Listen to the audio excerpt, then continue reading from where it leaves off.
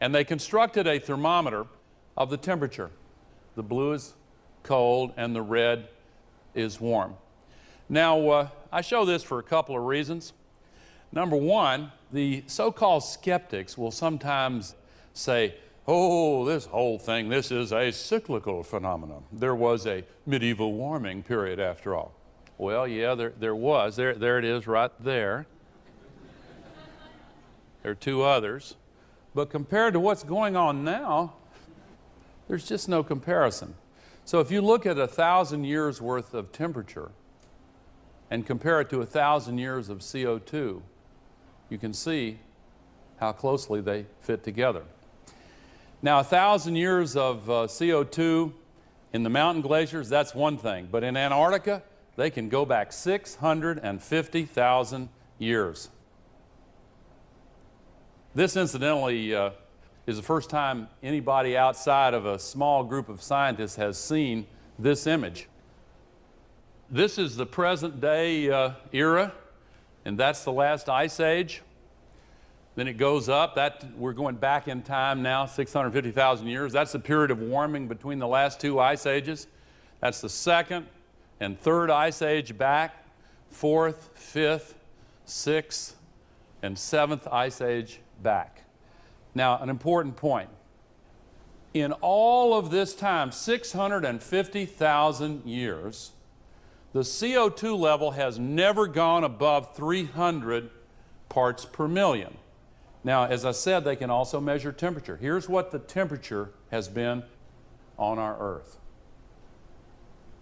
Now, one thing that kind of jumps out at you is, well, let me put it this way. If my classmate from the 6th grade that talked about Africa and South America were here, he would say, did they ever fit together?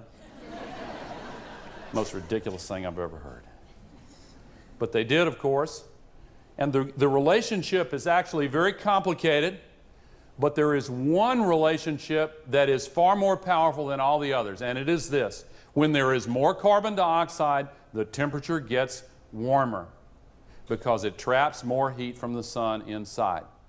In the parts of the United States that contain the modern cities of Cleveland, Detroit, New York, in the northern tier, this is the difference between a nice day and having a mile of ice over your head.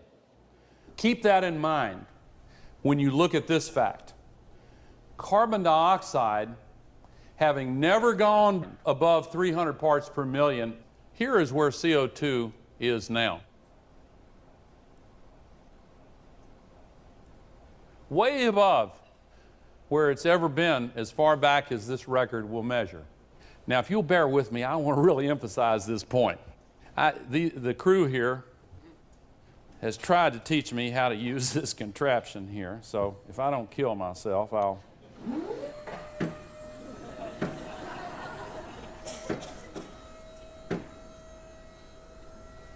It's already right here. Look how far above the natural cycle this is, and we've done that. But ladies and gentlemen, in the next 50 years, really in less than 50 years, it's going to continue to go up. When some of these children who are here are my age, here's what it's going to be in less than 50 years.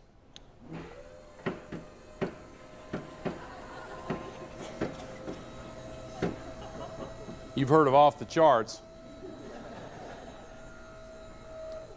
Within less than 50 years, it'll be here.